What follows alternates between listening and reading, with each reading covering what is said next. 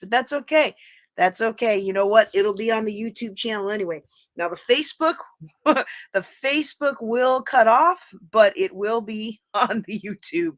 Hey everybody, it's JJ Conway. I'm so excited to be with you today. We're going to be talking about one of my favorite aspects of real estate, and that is how you can get a house with no money and no loan. Now look, y'all, I'm a financial planner. I'm just going to do a disclaimer up front. I don't recommend people buy a house with no money.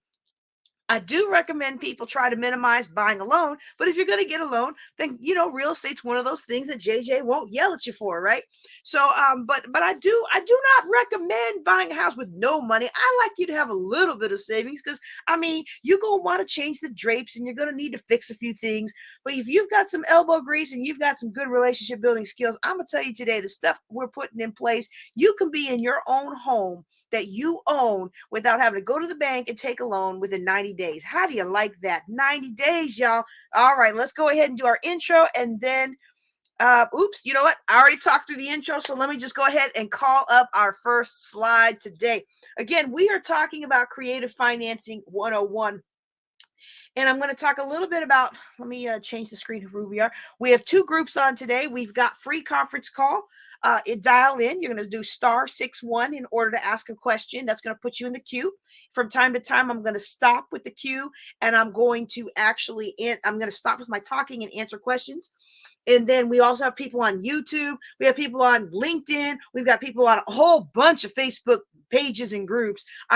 We got several YouTube channels going. I love this ability to multi-broadcast to you live. It is just so much fun. But here's what I need you to do to make it more fun. I need you to drop your questions. I need you to drop your comments. I need you to give me some hearts, some likes, some loves, some thumbs up. If you're on YouTube, I need some likes. I don't even know what LinkedIn does. They got a whole bunch of little emojis, but I need you to do something because I need to know that you can hear me.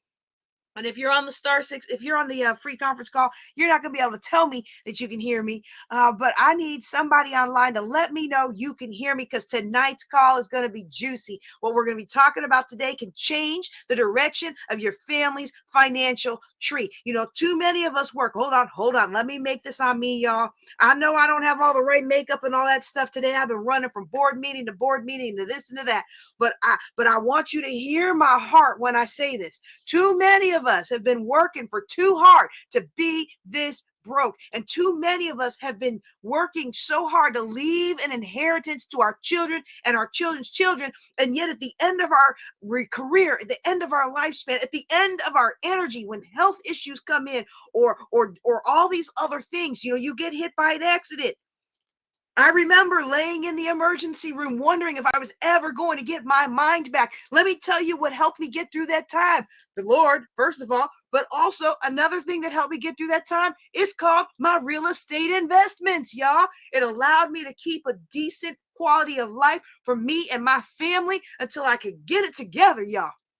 So I'm passionate about this thing. I'm passionate about creative financing, and I'm passionate about doing something for us that nobody else is doing something for yourself that you wish your ancestors would have done. I'm all about being a better ancestor. I know sometimes we had constraints. We had misinformation. We didn't know what we didn't know. But what did Maya Angelou say? When you know better, you do better. And today you're going to learn how to do better. So if you're on the line with me today and you've always wanted to buy a house and you're approaching 50, you're approaching 60, and you feel like I'm never going to be able to make it happen, tonight is the day you learn to make it happen. Today is the day you learn how you can buy property without having to go to the bank and take a loan and be told over and over and over, you're not good enough. For whatever reason, you're not good enough. That's what they like to tell you. You're not good enough. Got maps drawn in red that say your neighborhood ain't good enough. Oh, but today we're going to change all of that, y'all.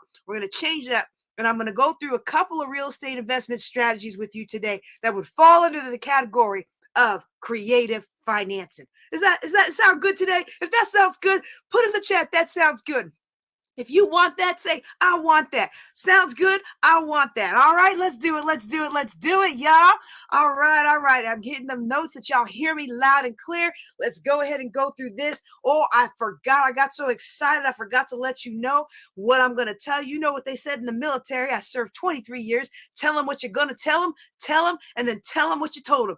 Well, what I'm going to tell you today, I'm going to talk a little bit about what building wealth together is. I'm going to give you my 2 promises that I give in every one of these classes. We're going to talk about creative financing, and I'm going to give you an opportunity to earn while you learn. Okay. All right. All right. Yes. Yes, my sister. I'm so glad you're on. Woo. I want that. Yes, ma'am. Yes, ma'am. All right. So this is my weekly Building Wealth Together meeting. Every third Thursday is real estate. This is also, because it's real estate, my real estate classes have always been a Global Youth Initiative fundraiser. Okay, so if you go screenshot the slides, and I know you're going to screenshot the slides, then send me a little donation so I can help these children become confident and global leaders. All right. These children, we do 2 forms of Global Youth Initiative. We still run. Do I have the slide on that?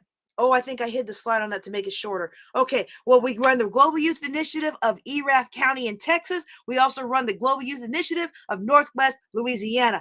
Both events are amazingly fun, help elevate the children, teach them how they are uniquely and wonderfully made. And I'm asking you, y'all, I'm asking you to send your PayPal or your Cash App to Queen of Cash Flow, or you can use friends and family to ministerwiggins@gmail.com.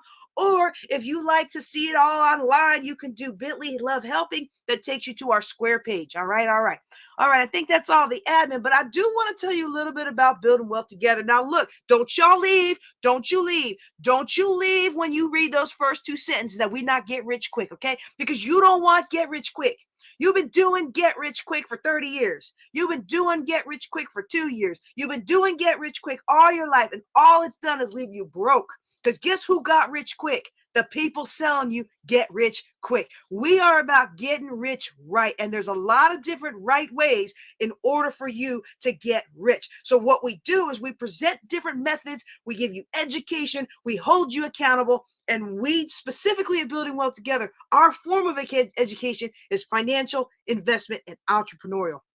How do you manage what you got? How do you invest more of it? And how do you create more of it through multiple streams of income? Yeah, that's good stuff right there. Okay, so 2 promises that I give you every time I have a class. Okay, I'm going to teach you skills that you can put into practice tonight. Like if you are studious and you want to get in there and you want to get and do your research, you can actually start implementing what I'm going to teach you today. And you can be on the phone tomorrow or even tonight. You can be on the phone with potential people who are about to give you a house. Yes, I said give you a house. One of the topics we're going to talk about later in the evening is how people will give you a house. Well, hey, nobody ever gave me a house because you didn't know how you could be given a house.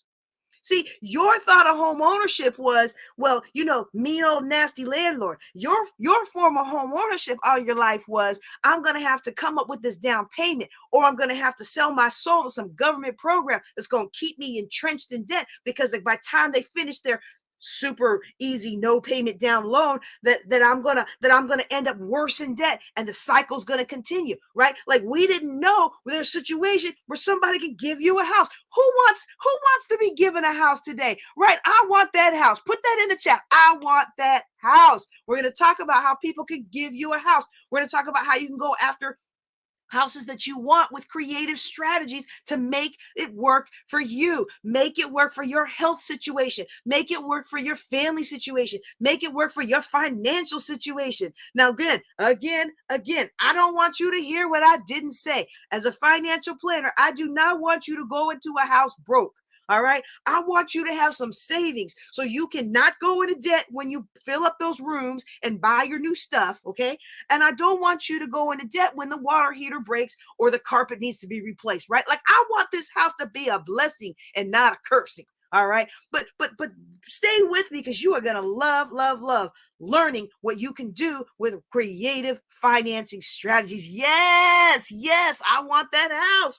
Woo. Now I am going to give you the opportunity to learn more I just did a free coaching session yesterday with somebody who wanted to be in my private program. I am not accepting people to my private program at this time, but I do have an opportunity for you to earn while you learn, and we will talk about that later on at the end. Okay, just a little bit about me in case you don't know who I am, and that's okay if you don't. But one day I will be a household name, and you're gonna be like, I knew her when she been helping me with my money for 20 years. Okay, it's not gonna take that long. Let's not speak that. Well, she been helping me with my money for 5 years. Okay. So a little bit about me. I've been helping people get out of debt since 1998 when I completed the course by Larry Burkett. I couldn't afford the $8 for his cassette tape program. Y'all, you know, you in a world of hurt when you are a lieutenant in the Air Force. That's making more money than my parents had combined on day one as a lieutenant in the Air Force 27 years ago, right? And I couldn't afford $8 for a cassette tape program. That's how bad off I was. That's how much debt I was in because I didn't understand about credit cards. And I know, don't admit it online, right? But I know some of you been there. Well, look, as long as I can make the minimum payment, I'm good. As long as there's checks left in my checkbook, I got money in the bank. Anybody else ever been there? I'm not ashamed to admit it because I have changed my family's financial tree. But back in the day, I didn't know all that. But Larry Burkett helped me get out of debt, and I couldn't afford his class. So he said, well, here, we're going to give it to you. But all you got to do is teach somebody else with the materials. And I discovered I'm actually pretty good at it. All right. And so a year later, we became real estate investors. And I say investors, we bought our very first house. This was the first house I ever lived in. And it was the first house my ex-husband ever lived in. He grew up in the projects and I grew up in Air Force base housing because my family was military. And for the most part, base housing. And for him, all his life growing up in the projects. So for us together to buy our very first house, to double income, no kids. I think back in the day, they used to call that dinks, right? Double income, no kids. So we bought our very first house in 1999, and we discovered something. Home ownership is power. Home ownership is power. I want you to write power in the chat. Home ownership is power. Owning a piece of land in this country is power. Home ownership is power. Now, they changed the laws back in the suffrage days that you didn't have to be a homeowner to vote anymore. That's when women, well, some women, another story for another day, but some women got the right to vote, right?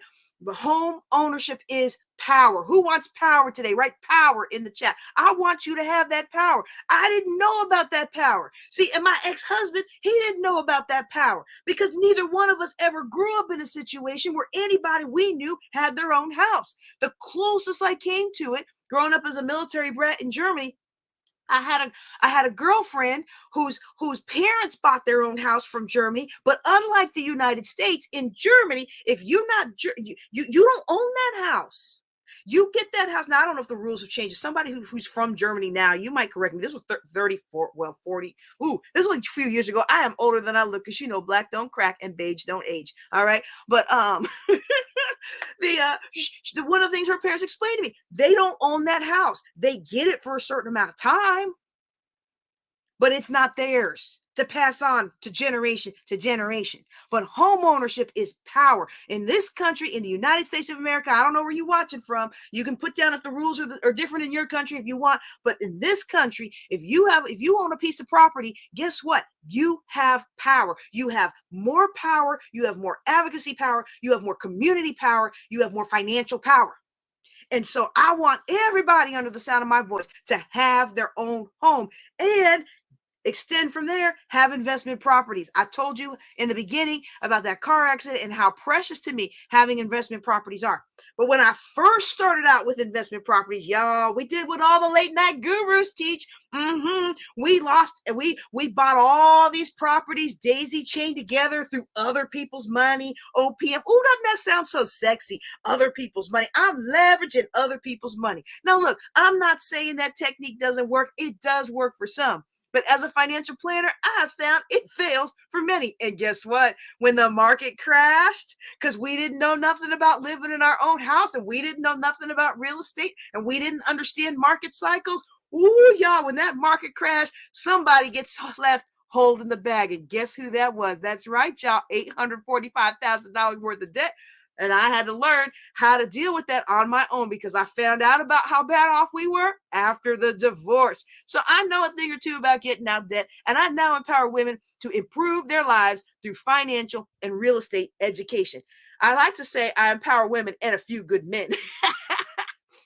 All right, this is my original big why, okay? Because like I said, did you see that number? Hold on. Let me go back to that number. Did you see that number? Did you see that number? That was $845,000 a debt. Let me tell you about being $845,000 a debt. And I was a major at the time in the Air Force, so I made too much money to qualify for public assistance programs. I made too much money to qualify for Air Force assistance programs. Couldn't pay my bills, couldn't pay my mortgage, couldn't pay this, couldn't pay that. But boy, oh boy, I had too much on paper. So let me tell you what you do when you don't have any money.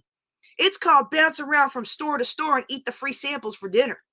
It's called show up at every church doorstep whenever they had something free for the kids and you could do something free for your children. I lived that life. That was back in 2009. And y'all, I want to tell you, I am fully retired today. I am a kept woman, stay-at-home mom with an international company, and I schedule my life around my family and my ministry, and I love it. And I want you to love life. People come to me and they're like, oh, we want you to apply for this job and apply for that job. But I'm like, toxic environment. No, thank you. I love what I do. And I want you to have that joy. I want you to have that flexibility. When your girlfriend calls up and says, hey, girl, I'm going to do a retreat in Costa Rica. You down? I want you to be able to say, yeah, let me book my ticket. I don't want you to be like, well, I don't know if I can get the time off. You know, my boss is so mean. And even though I have 2 years worth of vacation time, I can't take any vacation time because if I do take it, they're going to fire me. You know that drill, and I'm tired of it. And I know you're tired of it too. That's why I want you to create this life. But I share with you my story because it didn't have to take that long. Now, you may not start off with $800,000 of debt, so it's not going to take you. What did that take me from 2009 to 2020? In 2020, it was a pandemic. So if it hadn't been a pandemic, we would have had a JJ's Worth Nothing party because in November 2020, I retired from the Air Force and I hit my goal of being free from debt. Oh, yeah. All right, we should still have that party. What do you think? Should we have that party? We should have the party. You know, we should do a cruise. We should do a cruise. But I'm not worth nothing anymore, y'all. I done crossed over from the negative to the positive. All right. So for me, one of my big whys, let me put it back on the slide there. One of my big whys was making sure that my children were never going to have to go through that I was never going to be homeless again, that I was never going to have to live in a moldy basement apartment that the landlord knew she wasn't doing right by, with not having even enough room for both of us to have a bed. Either he slept in a bed or I slept in a bed, and we had to rotate. I don't ever want to have to do that again. I don't ever want to have to live off of going to somebody's house for Bible study food, or going to free samples at the grocery store, or any number of things that we do. Wait. I don't ever want to have to go on dates because I'm too broke to feed myself. Anybody hear me? Don't put that in the chat. Please don't put that in the chat. But I mean, sometimes you do what you got to do. And I wasn't cute enough to pull in the expensive dinners, but I at least got a meal now and then. I'm cuter now than I was back then, y'all. Because I wasn't confident. That's a whole nother story. Let me get back to my slides. Let me just get back to my slides. But today I know that so that was my original big why. But now I feel called to change communities through financial empowerment. And I know that one day those of us who are like-minded, we're going to change blocks like this block here where my house is in Baltimore. All right. So, oops, I just clicked out the slides. Let me put them back. Okay. So, for me, it's very important that we are equipped to change communities. I have a big heart. You got a big heart. But you know what I discovered when I got out of debt and started actually being able to have money to donate towards causes and have money to open up the eyes of officials that needed to see the plight of people? Not talking about bribes, but I'm talking about making those contributions or being able to buy this or buy that and send out the press releases. Guess what I discovered? That money talks.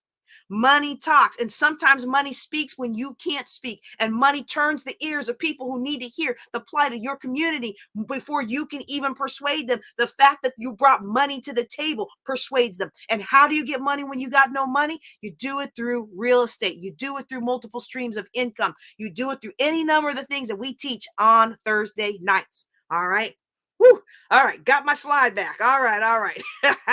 All right, so we're going to start with a little bit of foundation. Those of you who've been with me for a couple of years now, you've already heard this, but you know it's so good, we're going to say it again. All right, there's a lot of different ways to profit from real estate. It's one of the reasons it's one of my favorite things to teach. I got a whole lot of things I can teach you on how to create multiple streams. Those don't always work for every personality, but real estate, you can find a way to profit from real estate that aligns with your personality, your health situation, your family situation, okay? Whether you're profiting from the property itself, whether you're a broker or a plumber or a roofer or a stager or some kind of industry related to investing, or whether you use vending machines or ATMs or other ancillary services to be able to partner with people who are profiting from real estate. There's always a way.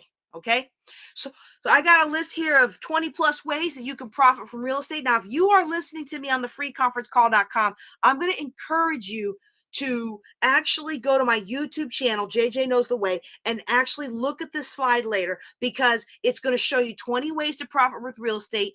And for those who are watching live, you just saw me highlight in blue several of those that you can do without buying the house. So you can profit in these areas. Yes, even commercial. Yes, even tax liens without even buying the house. But and there's another group that I like to do, and this is the group in green. These are the ones that you can profit from, even if you got no money. You know, if you got no money and no credit, you're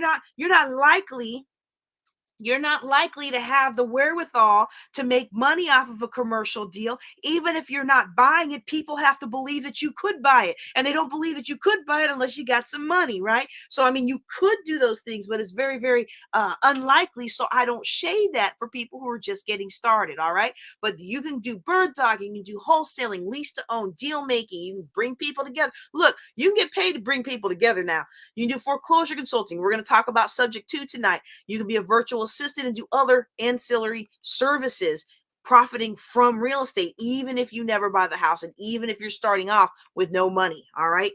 So I love real estate because it is the fastest, ethical, and repeatable way that I've personally, with my eyeballs, seen people build financial independence in as little as 3 years. But the biggest thing is you got to follow the number one rule of real estate. Now, I'm going to pause real quick, because if you know it, I want you to type it in the chat. If you know what the number one rule of real estate investing is, I want you to put it in the chat. Who knows what the number one rule of real estate investment is? Go ahead and put that in the chat. I'm about to show the slide. Come on, you want to beat the slide? You want to beat the slide and put your cash app? I'm going to send you a little something. All right. So go ahead and put that in the chat. What is the number one rule of real estate investing? And you've got until I pull this slide back up in 3, 2, 1. I don't see it. I don't see it. So there's the slide, y'all. The number one rule of real estate investing is you make your money when you buy. I'm going to say that one more time. You make your money when you buy. And a last time for the people in the back, you make your money when you buy. If you are acquiring property at a good enough cost of value, it'll make you money. Either you keep it in profit or another investor buys it from you, and there's still room enough in the deal for you to profit. Sounds simple, but it's not easy. I mean, you know, if things were easy, everybody'd be rich. What is that phrase? If life were easy, everybody'd be rich, thin, and happy. So it's simple, but it's not easy. It's not easy because a lot of people give up. And I'm going to encourage you today. We all got to start somewhere. So if you have more time than money, I'm going to encourage you to start with things like wholesaling, lease to own, which is one of our private lending. Which is one of our creative financing strategies we're going to talk about today. If you have more money than time, then leverage that money and hire others who have the time to pour into you. A lot of people on the call today, you're probably in the group that has more time than money. And so that's where I'm going to spend my time. But if you're on the other end of this continuum, we got to talk, because I got some opportunities for you. All right. And so today we're talking about creative financing. And creative financing is actually pretty easy definition, y'all. It's basically, if you're not going to the bank, it's creative financing. Traditional financing is when you go to the bank and they may or may not need a down payment, or they may or may not need proof of this and proof of that. Everything else is creative financing. So let's take a little bit of a look at some creative financing strategies. Actually, first, let's take a look at why you even need creative financing.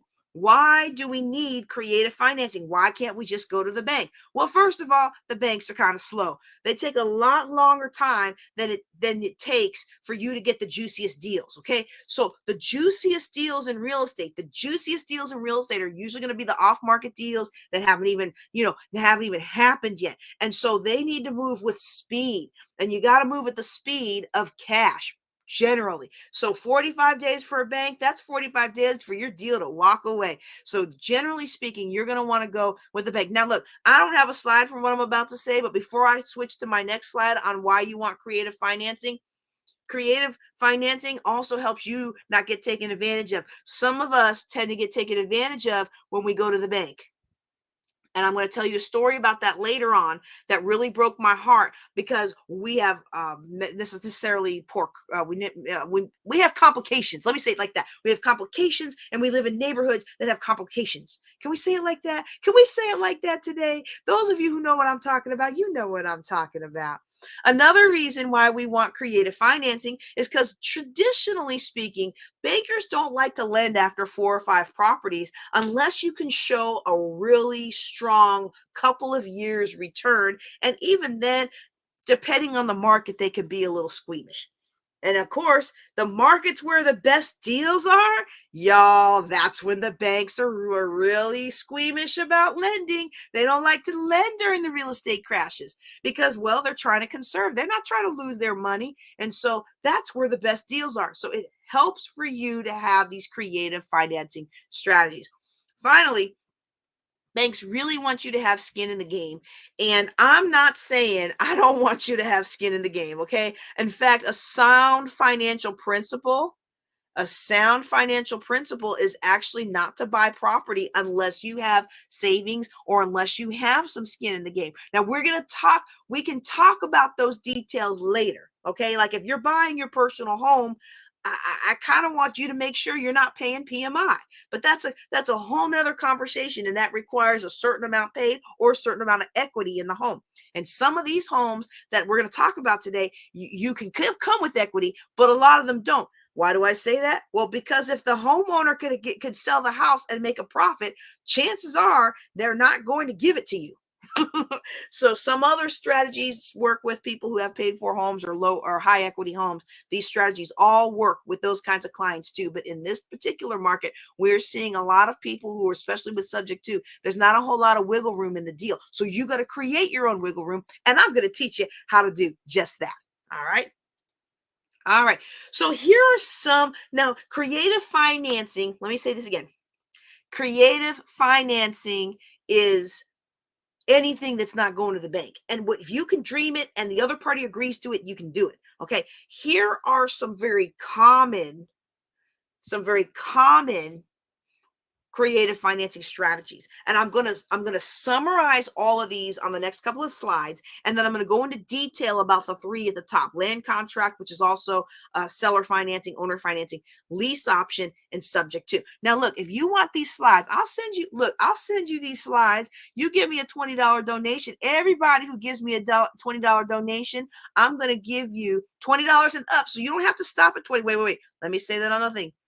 You don't have to stop at $20. You can do 20, you can do 50, you can do 100, you can do 1,000. I will take your money and these children will be blessed. Oh my goodness, these children will learn how they can be leaders. These children will learn how they are uniquely made. They will learn how their personality is wired and how they can harness the different strengths of their personality to have a career that's fulfilling and profitable. You don't have to stop at $20, but if you send me a minimum donation of $20 and up, I will send you a copy of these slides. How is that, huh? So that's a win-win-win. And you can send those donations to Oh, did I not post it at the bottom? Oh, bad me. Those donations you can send through Cash App or PayPal to Queen of Cash Flow. Here it is. Let's put that on there. Okay, there we go. Any amount helps, but if $20 and up, I will send you a copy of the slides. All right. All right. So now I'm going to do a quick overview of all of these methods. Again, this is not an exhaustive list. Creative financing is everything you can come up with that is not going to the bank for a traditional loan. All right. But I'm just going to summarize the ones I've got on the slide, and then we're going to talk in detail more about the three at the top. So the land contract, in simple terms, the seller is the bank. Okay. Lease option is where you pay an option fee to lock in a future price. I want to buy this house, but I don't have the money to buy it right now. I'm going to pay the owner $1,000 so that later on I can buy that house at an agreed upon price, like 110,000 or 500,000. Okay, that's what a lease option is. Subject to, this is my favorite way to buy a house right now, y'all. You take over the seller's loan, and that's it. You don't get them off the loan. I mean, it's nice to do so after a while if you can refinance it, but you just simply take over the payments. They sign over the deed. I love it. We're going to talk more about that in a little bit. Another one is private lending. Private lending is kind of like owner financing, but private lending can also be somebody else that's lending on a property that you want to buy.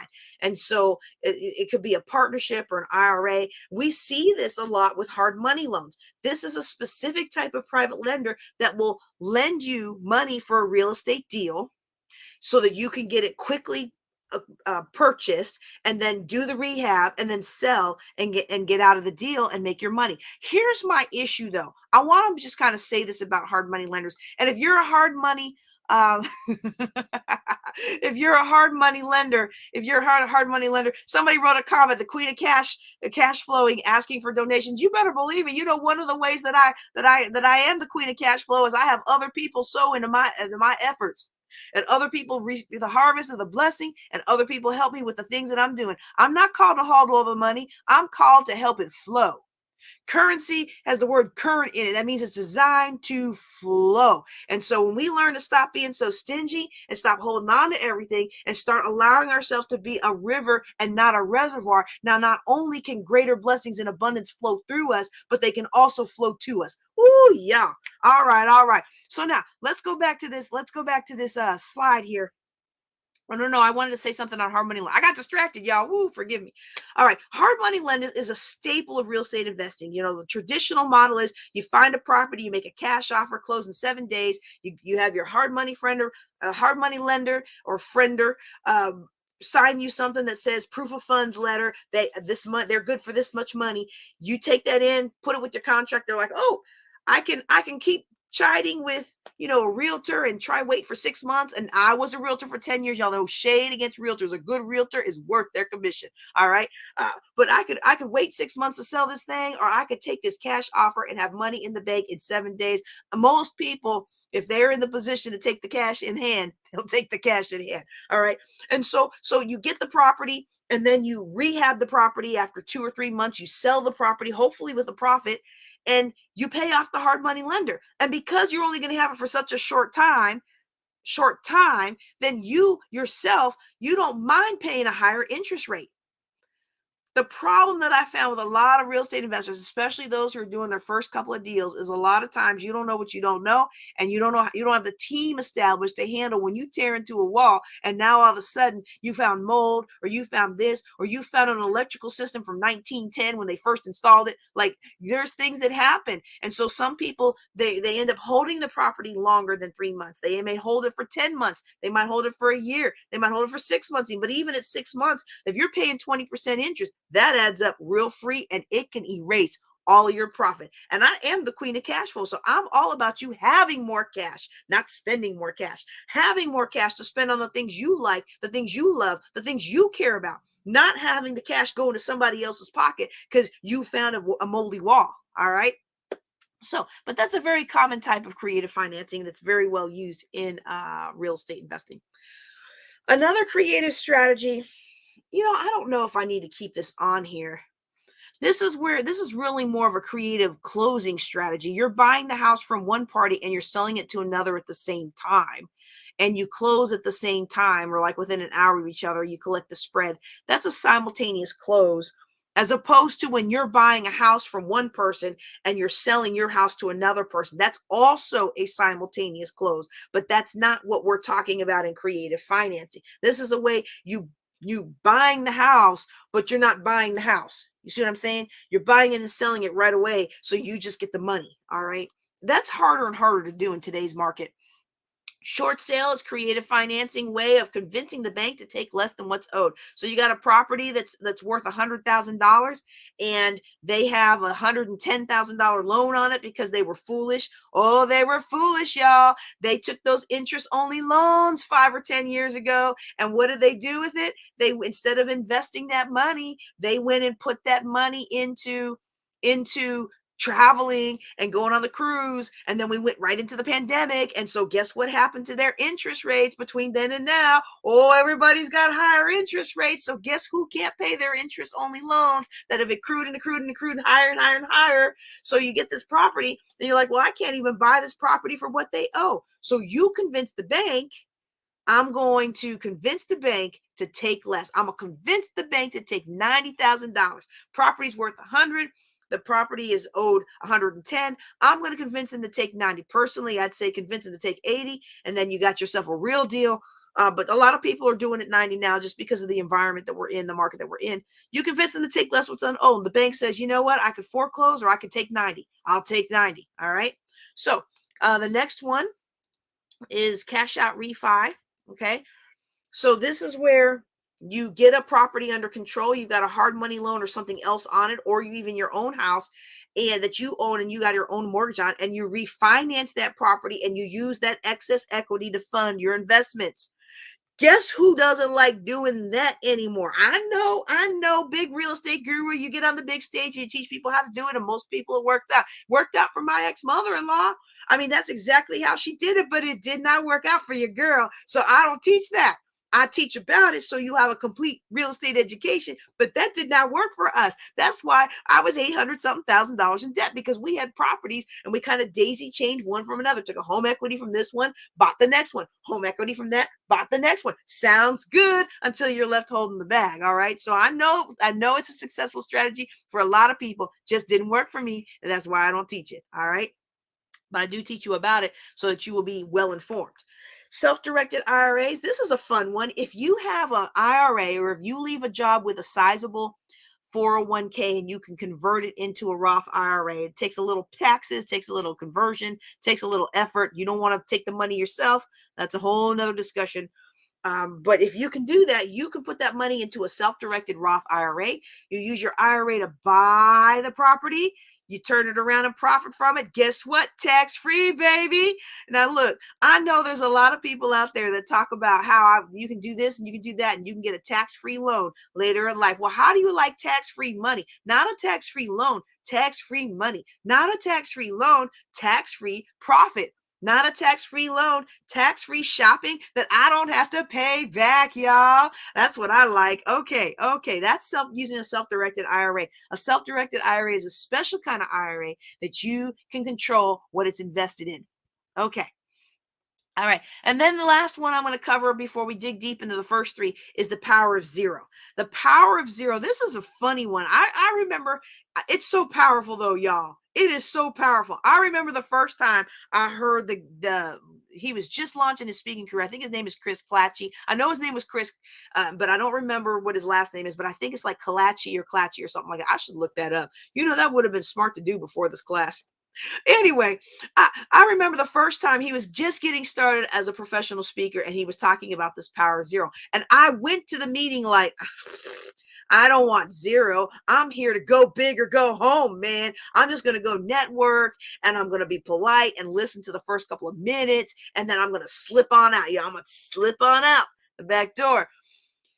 But it was such a powerful technique. It's like, hey, you know what? You want $200,000 for this property that's only worth 100,000. Sure, I'll give you $200,000 for this property that's only worth 1,000. But you're going to give me the terms. I want seller financing with 0% interest, and I want 5 years 5 years payment free. Like, what? People will do that? Anytime somebody's in a situation where they just need to relieve a headache, if you can solve one problem for them, if you can solve two problems for them, better yet, if you can solve three problems for them, they are going to do it all day long. And in this case, if you've got somebody that really needs a certain amount of money later in life, they might be willing to wait for it. And so you fill in a need that they can't meet right now. And so you're the one that meets that need, and you're the one that gets that profit.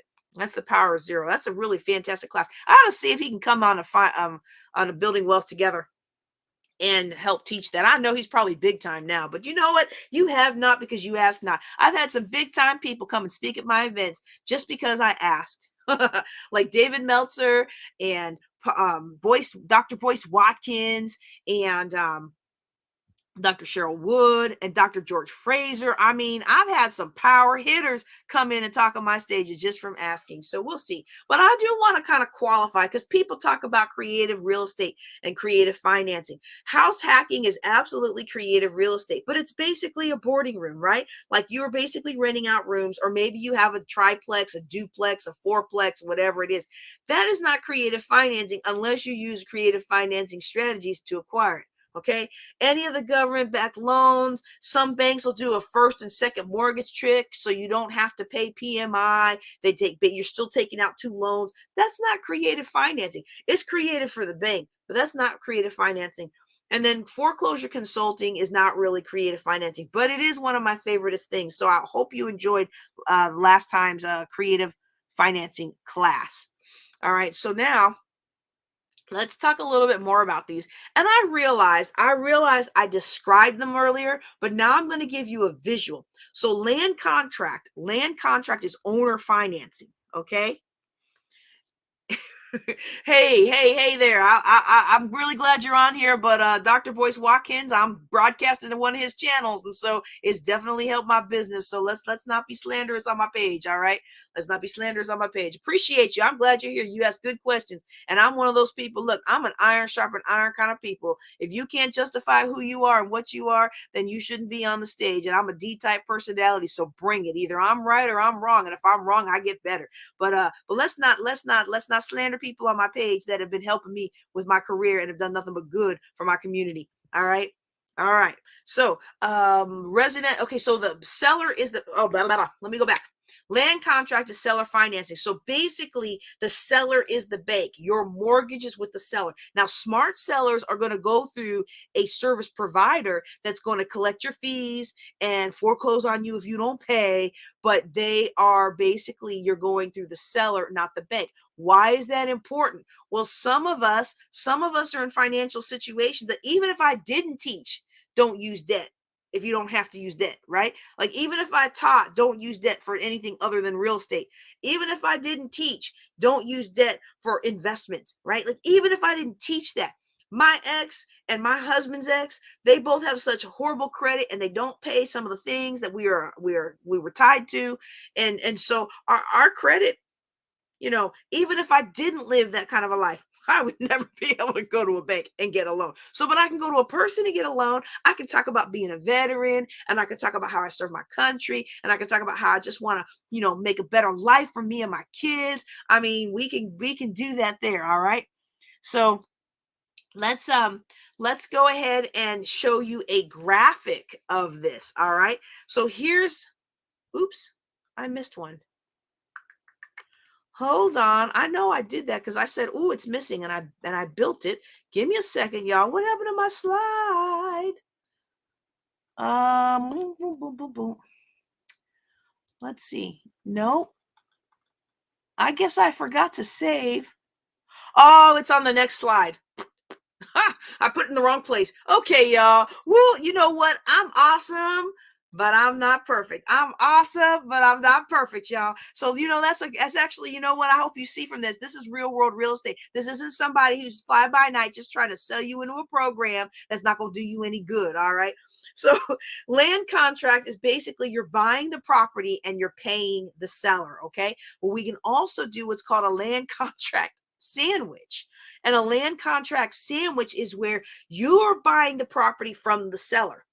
You then sell that property to somebody else and your buyer is paying you. So in this spread that I've got here, you've got the investor is paying $500 a month to buy this property. They are selling it to this other lady for $1,000 a month. I'm describing this for the people on free conference call who can't see the slide. Okay, they're paying $1,000 a month to to buy that home from you. Your spread is $500 a month minus whatever expenses you have.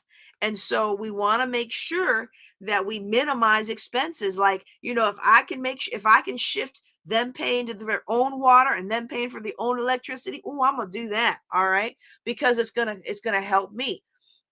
And so this is a win-win-win. And y'all know I like the win-win-win. I like the win-win-win. I win because I profit. The person I'm buying the house from, they profit. And the person I'm selling the house to, they profit. It's a win-win-win. And y'all know I love that. All right. And so in this case, you know, she's got bad credit. She's just happy to find a house. $1,000 a month. Yeah, it's paying a little bit more than market rate, but she's actually getting to achieve that American dream of home ownership. And maybe she hasn't been able to in the past. And once she's paid on it for a while, and once you've paid on it for a while, she can refinance the property out of her name. Well, what happens when she refinances the property I'm sorry, let me forgive that. A land contract is theirs, so it's their property, right? But you're paying, you get paid when she sells the property, and then you pay off the other guy, or you pocket the money if he really just wants that $500 a month because he wants that income every month. He wants that steady income. Especially as we get older, that steady income becomes more and more important, right? And so, it's a win-win-win all around. And now she can rinse and repeat and acquire more properties because now she has, what did I say comes with real estate owning? Power. There's power in real estate. When you own real estate, you increase in power. And so now not only have you helped yourself, but you have also helped somebody else who couldn't get that power. She couldn't qualify for a loan. She couldn't qualify because maybe her credit, or maybe she had an ex-husband, or maybe he had an ex-wife, or whatever it was, situation. Maybe her spouse died, maybe his spouse died, something happened, and whatever happened, and you think it's going to derail you for the rest of your life, but it doesn't have to derail you when you have these creative financing strategies. So I love this one. Okay, so the next one I want to talk about is lease option. So this one in land contract is also known as owner financing. You are actually buying it from the original seller, and if you want to sandwich it, somebody is buying it from you. Okay, if you found the house that you love and you're just buying it, well, then you're just buying it. Okay, but in lease option, this is one of those where you don't have the money today, but you want to buy the house. So you pay an option fee. Okay. And I think I gave the example earlier. This house is worth 100,000. I don't have 100,000. And if I did, I probably don't want to put it down. So what I'm going to do is I'm going to pay you $1,000 for the right to buy this house for $110,000 a year from now, because it's worth 100 today. It's probably worth the 105, but I'm going to sweeten the deal to make them take it, right? So what I do is I pay the option fee. I now control the property. I have a verifiable interest in the property. I can go get insurance on the property. I can go do all these things with the property. I can rent out the property. I have an interest in the property, and I have that interest for whatever my monthly lease fee is plus my option fee. Okay. And so what that kind of looks like, let me show the slide. Oh, wait, before I show the slide, y'all, some states like Texas, where I reside right now, I'm still learning the rules here, but one rule I learned real quick: you cannot lease option in Texas for longer than 6 months. So you either have to do 6-month leases, or you got to put them on the deed at 6 months. All right. So you want to be careful and make sure you understand the rules of the land. I'm going to tell you how you can learn those rules later. And it doesn't involve paying me. But I'm going to tell you the best way to learn those rules and pitfalls at the end of our talk today. All right, so here's what it looks like. So in a lease option, the buyer pays an option fee to lock in a future price. So in this example, I'm paying the man $500 a month for this lease. Then I am paying him $1,000 for the right to buy it for $100,000, or in 2 years for 120. I'm just making these numbers up, okay? Then what I can do, because I have the interest in this property, I can also sandwich this lease option. So now I find single mom, been working hard but just can't seem to get ahead, and has been paying $700, $800 a month in rent, and feels like she's never going to be able to buy a house. Well, I make the same offer to her. Pay me a fee to lock in your price, and then pay your lease, and next year you get to buy the property. So if the property goes up in value to 150 or 120, then you don't have to pay that. You get it for the agreed on price. That's why you're paying an option fee. Now, those of you who've been looking at the prime classes and the options, it's the same thing in the stock market. All right. It's the same thing. It's actually a brilliant strategy. And so basically what's happened here, I paid an option fee of $1,000 to be able to buy the house next year for 100. She paid me an option fee of 3,000 for the right to buy this house next year for 110. She's going to work on her credit. She's going to clean it up. She's going to bring some savings. Okay. So look at this here. I'm paying him 500 a month. She's paying me 1,000 a month. I like that spread, right? Don't you like that spread? This guy, he gets the money in his pocket. He also gets no more headaches because now I'm looking to own it. So when people own property, so this is a trick. This is a real estate investor trick. When people are looking at their property as my house, they take better care of it.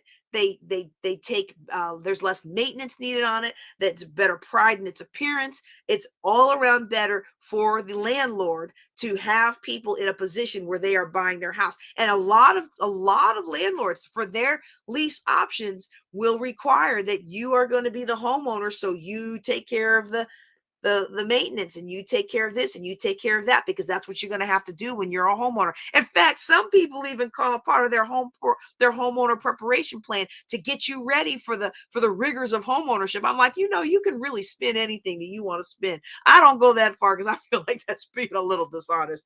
And plus, if they don't buy the house, I need it to be good, so I want to fix my stuff. That's just that's a personal philosophy. I would rather make sure things are fixed. And if I tell the tenant they got to fix it, they ain't going to fix it. Okay. They're going to be the cheapest thing they can do. And so that's not my strategy, but it works for some people. I win, he wins, I win, because I'm making the spread every month. Plus, if it does go to closing, I profit the spread at closing. I profit the spread every month. I profit the spread in the option fee, and she wins because now she gets to achieve her dream of home ownership while rebuilding her credit. Isn't that wonderful, y'all? All right. So that is lease option sandwiching. Okay. And that's a very popular technique. Now I'm going to tell you, you got to understand this. Now I want to always warn you about stuff. Lease options have had a really bad rap for the investors, because a lot of investors will offer a lease option deal knowing full and well that client, that renter, that renter, that person renting your property is not going to qualify to be able to buy the house from you. And so it's one of those strategies that I've even heard of other investors joking about, how it's easy money because they just keep paying another option fee, another option fee, another option fee. And so they're making extra money. You don't ever want to be the person in that position. Okay. If you're going to do a lease option on your own property, you make sure you're dealing with somebody of integrity and that the numbers work. And if you have to, you get on my calendar You get on my calendar and you get in and we sit down and we do an analysis. We do a business case analysis or a personal finance analysis and make sure that this is a good deal for you. That's why some states like Texas have passed rules that limit an investor's ability to do lease options, okay?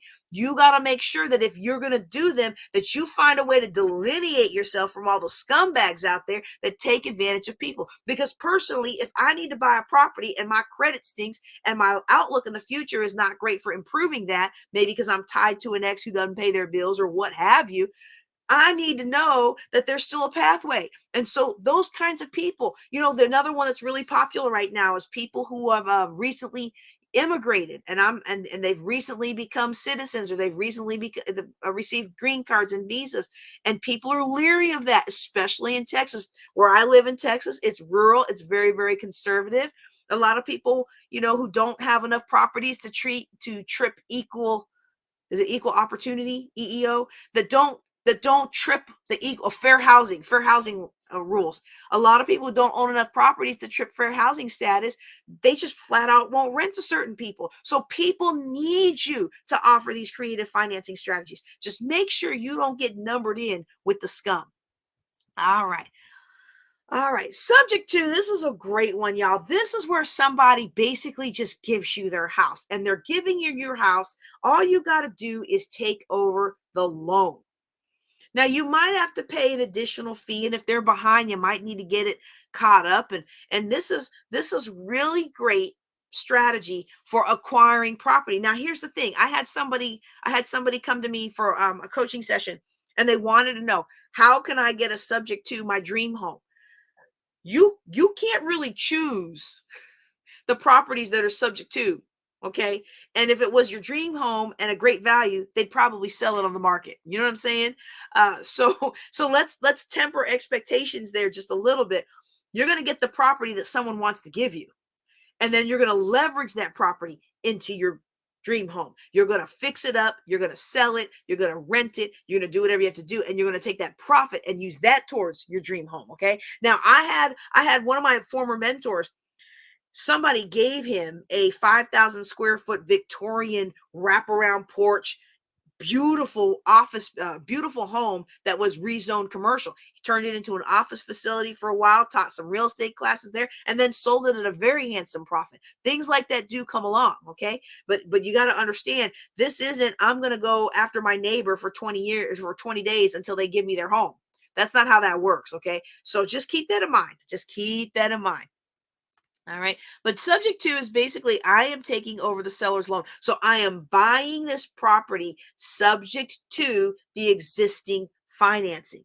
And so I was really, I'm going to give you some examples, because this is just blows my mind that people would do this. But now that I know people will do this, I'm like, I want to do it over and over and over.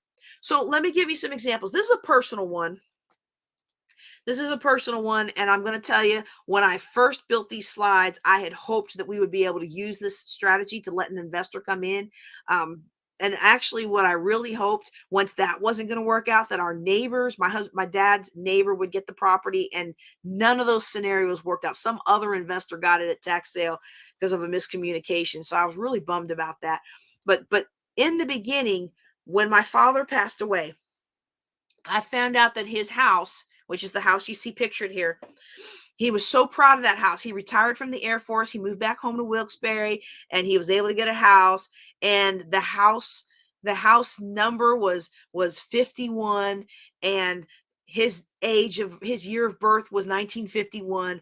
And then the street that it was on was Orchard. Well, his name was Ricardo, spelled with a CH. So if you just moved the O, it was his name. And my dad was always big into those kinds of things, all those kinds of coincidences. And he was just pleased as punch that here he is, retired.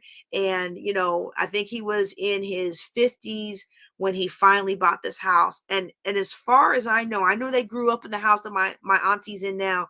But, when they moved there, I think I don't think dad was born when the family came from the islands.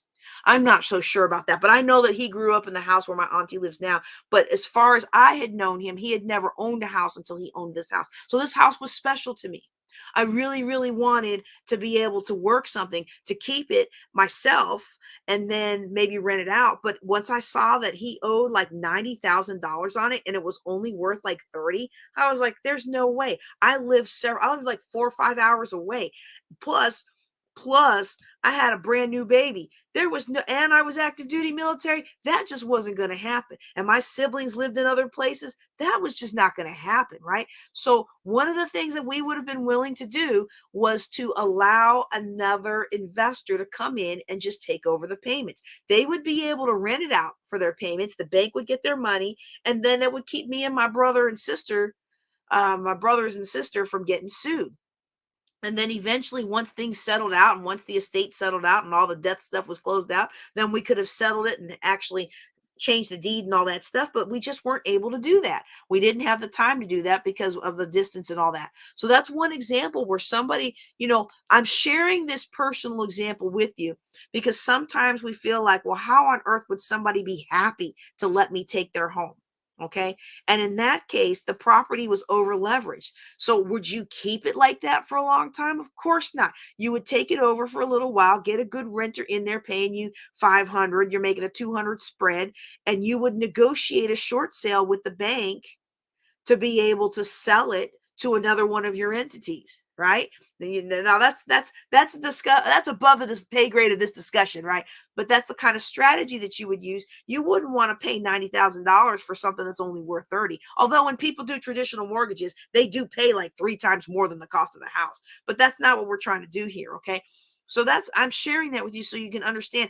I would not have been hurt if an investor would have come in and said, I'll take the house, just let me take over the payments. Would not have been hurt at all. I would have been relieved and happy. And then it wouldn't have had to go to court. Okay. Another example is the Blanchard Church. And so those of you who've been on my Facebook channel for a while, you saw when we were actually renovating this church. I thought I was going to retire from the Air Force and stay in the Shreveport area. I mean, I was on the mayor's commission for race and diversity, and my business was starting to take off. And then the pandemic came along, and it was like, you know what? I'm going to go to Texas with my husband. And we thought, well, we'll still keep working on this deal because we thought that I was going to be going back and forth to Shreveport so much, but things changed and they didn't need me there as much anymore. And I wasn't making money. So if I ain't making money, I'm not going. Wait, let me say that in the camera because I think somebody needs to hear that today. If you are not making money, stop wasting your time, energy, treasure, and talent on things that aren't making you money, aren't growing your relationships, or aren't a blessing to you and not aligned with your ministry and calling. You can love something, you can care about something, you want to do it all day long. But if it is not profiting you towards your purpose, whether that purpose is spiritual, financial, relationship, or otherwise, then you need to cut that thing out. And that's what he ended up having to do with this church. I didn't want to let it go, y'all. I did not want to let it go. It was the only Black-owned establishment in Blanchard. It was right there from Southern University's Shreveport campus. I mean, there was so much potential. There's a 5,000 square foot commercial facility. You can see the red church behind it is a fellowship hall. I mean, this thing was neat. It first came into my awareness in 2018 when a realtor sent it to me for $160,000, which I didn't want a church in Blanchard at that time. I was busy dealing with the aftermath of that car accident.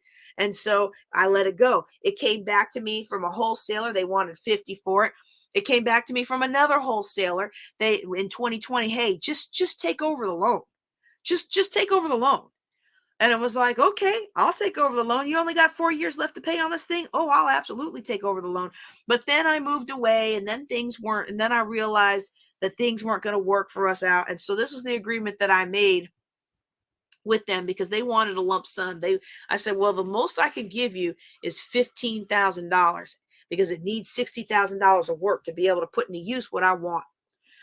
And that was the first problem. But they said, well, when we pay it down to that, we'll sell it to you. Okay, good deal.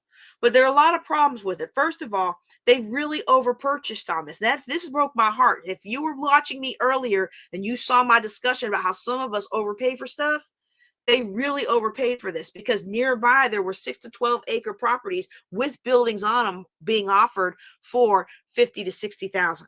Okay, so they really greatly overpaid for this. but they only owed 28,000 left, and it was only about 4 years left, and I would have done it. I really would have done it. But it's just one of those things that it was too far away. It was going to take too much work to get it to where I could use it. I wasn't coming to Shreveport as much, so I had to let that deal go. And another investor, if I recall correctly, another investor snapped it up. And now, of course, you fast forward a couple years, you fast forward 2 years. Well, I don't go back to Shreveport, but maybe twice a year now, right? So it worked out. It was a blessing. Somebody else gets that blessing. But the reason I show you this example is because these folks had moved further south. They were getting up in age. They didn't want to keep driving up there to maintain it. You know, Louisiana stuff grow like crazy. You got to keep all that stuff mown. You know, they had some leaking issues with the roof. They had some issues with the foundation. It's all stuff that me and my husband could fix, but it was not worth it from a distance, you know. And for them to try to do it with no money was not worth it. It would have been almost an act of mercy, an act of mercy to continue with that property. And that's why I say on here, sometimes you do the deal anyway. I'm not a fan of doing a whole lot of merciful deals, but if I was staying in Louisiana, I would have still done that deal to be a blessing to somebody else's parents who look like me, who got taken advantage of by a bad situation. All right, by an unscrupulous banker and an unscrupulous sheriff who said, "Oh, you're looking for a church? I've got one for you," and done yanked up all the prices to way beyond anything else in that area. If y'all know that church, please don't make them feel bad about it, because I believe they were just doing the best they could. Okay. So if you're going to do subject to, and you're going to have people buying, giving you properties, okay, clearly I'm leaving some things out. Clearly I'm leaving out how you actually get people to do this, right? We do not have at my command tonight the time to go into how you advertise and get people calling. If you want to do that, you can take my Driving for Dollars 101 class when it comes out. Make sure you're on my mailing list, because I will actually be putting that out soon. And we did the Zoom class on that. It was only $20.23. Once it's finalized, that Zoom recording is going to be $99. So you want to make sure that you are on the mailing list so you can get that. Once I combine it with my actual footage of driving around town and actually showing you, hey, here's a property that's a candidate, here's how we look it up, here's how we call the person, you know, like go through all that, then that class is going to actually be its own self-contained class, and it's going to be $4.99. But if you, whatever level you paid at, you get the blessing of all of it when it's done. So if you know that's something you're interested in, make sure you get on my mailing list so that when I release the $99 thing, you can get it at $99 instead of waiting to pay $4.99, $500 for it. All right. So you want to make sure, with subject to, two big things you want to make sure. If you're going to pursue this, you got to build a team that allows you to move fast. You don't need to be calling for figuring out your financing and all that stuff later. You got to move fast. You got to strike while the iron is hot. And the other thing you really got to do is make sure you get all your paperwork signed before closing, because once you take the pressure off of that person, once you sign the paperwork and that house payment is no longer their problem, they gone. And it's going to be hard to get anything. And you want to make sure you get the insurance changed over and all that stuff. And in order to do all that, you got to get all your paperwork signed on site. Okay. So I said early in the beginning, I said that I was going to give you an opportunity to, those dates are wrong. I'm so sorry. Those dates are wrong. I didn't even realize I had dates on there. We already did Wholesaling 101. That's out there on YouTube. We did Foreclosure Consulting 101. That should be out there on YouTube. So I don't know if they were February and May this year, but that's when they were last time I taught this. But you can go on my YouTube and you can find those classes. You'll also find, if you did the Wholesaling Deep Dive class, if you're on my mailing list, that's part of the Driving for Dollars whole series that's going to be sold for $500, but you can get it at $99. If you're local to me in Texas, or if you're in any of these other areas where I've lived, I have listed some people here. I'm going to show the slide again in a second, but I want to explain why I put these people up here. Because the best way to learn what pitfalls are in real estate investing, and the best way to learn what your local jurisdiction rules are for landlords and investors, is to learn from investors who are doing deals in that neighborhood that you want to invest in. And so that's why I put up this slide. So if you're local to me in Texas and you're near the Fort Worth, Weatherford area, you want to connect with Tim Cook. In fact, if you're not sure if you want to connect with Tim Cook's group, you can join me next Monday, the fourth Monday at 5:45 via Zoom. I host his Women Investors Network, the WIN meetings, every fourth Monday at 5:45. Again, get on my mailing list and then you'll get notified, right? But if you are in Northern Virginia, you want to go with Tammy Phelps at Capital City RIA. If you're in the DC area, or if you are in that DC slice of Maryland, so Prince George's County and things like that, you want to go with Sherman Ragland's DC RIA Real Investors. If you're in Baltimore, there's two good groups I used to learn a lot from. I'm still a member of Maria, and there's also BWI. And if you're in Shreveport, we've got two great groups in Shreveport, RE360 and then Sabria. And each of these groups has real investors that are really doing the work. Okay. Now they don't give me any kickback or payment or affiliate or anything. And honestly, the more I'm away from these different places I've been stationed in the military, the more they probably forget me. But still, tell them JJ sent me and we'll see what happens. All right. All right. So I also made a promise that I'm going to give you an opportunity to dig deeper. And one of the ways that I normally do is I will have a look over my shoulder program. I am not launching the look over my shoulder program right now. We are taking applications in a wait list so that when we open it back up, so you can use that link to get on my calendar. If you're on the free conference call, that link is calendly.com/JJConway/REI101. Okay. That will get you a consultation session with me, absolutely free, and then a wait list for when I open up the look over my shoulder. However, what I am offering for those who are friends and family, or if you are already an accredited investor, I'm opening up opportunities for you to part with me on my next deal. Now, my next deal that I'm currently in the process of putting together, if it goes through, that's when I'll open up the look over my shoulder program. Okay. And so we're going to have a status for those of you who are already paid real estate students. We're going to have a status on that in the next week or two. We're going to have a status meeting on that. It's going to be juicy, y'all. It's going to be juicy. But if you know that this is something that you've been wanting to do, you've been wanting to get in there, you've been wanting to learn, but you've just been afraid. Sometimes we can have all the information, but we're just afraid to move out because we just don't want to get burned again. We've been burned in the past. We've been hurt in the past. We've lost money in the past. People promised us the moon and then they didn't deliver, not even some cheese. And so then we're just hurt and we're broke and what is that phrase? We're broke, busted, and disgusted. Well, if that's been you, I want you to be able to partner with me, and so that you can see alongside with me how we do it, and then you can really earn while you learn. Okay. So that's what I have for you all today.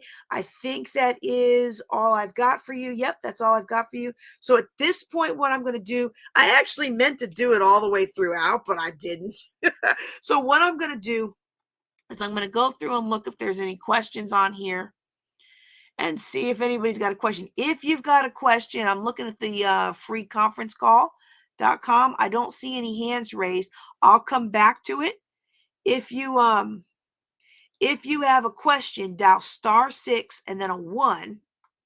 Okay, *6 and then a 1, and then you'll be able to get in the queue to ask a question. Or if you're watching me on YouTube or LinkedIn or any of the Facebook groups that we're dealing with, Facebook groups and pages, you can put it in the chat. Okay, so I'm scrolling through the chat to see if we've got some questions, and I'm not seeing questions.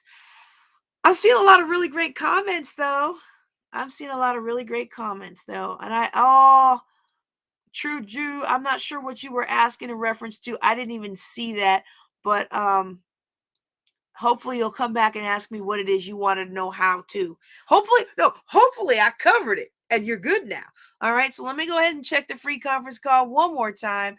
And if there's no questions, I know some of you might be watching this because at the end, I answer the questions that are in my Ask JJC session.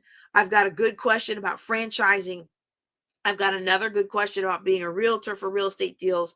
I've got some juicy questions in there. They're so juicy. I don't want to do it tonight when I'm tired going from board meeting to board meeting to board meeting. I'm going to go ahead and close out this class, and we'll either do a special session tomorrow or Saturday or something, or we'll just tack it on to the next Thursday. Okay. So that's normally what I do, but I can feel my voice is going. Y'all, at SportsCon, we had over 10,000 people. It was amazing. It was the largest conference I've ever been a part of the planning team for. And we had so many celebrities and high level athletes. And for me as a mom to be able to have my son mentored by some of these athletes, that really meant the world. Now look, I'm not saying that I don't want my son to have access to professionals too, because I've always been a big fan of, I need my son to see that people who look like him can have jobs other than being sports stars and rappers. Okay. But in this case, I know he loves football. There's an opportunity for him to get seen and get mentored by some of the best in the league. And so I'm very thankful for that. But as you can hear, my voice is going. So I will ask for your grace tonight, and I will answer those questions probably next week. Or if my voice feels up to it, we'll try again tomorrow. All right. But no, I don't see any questions. I don't see any questions in the free conference call. I don't see any questions on YouTube. So I think I'm gonna take that as I answered all your questions. And we're going to go ahead and call it a day. Y'all, thank you for being here with me. Make sure that you get on the mailing list. And if you want to give a donation, it's paypal.me/Queen of Cashflow or Cash App. The cash tag is Queen of Cashflow. All right, y'all. That's all I've got for you today. Y'all take care and be blessed.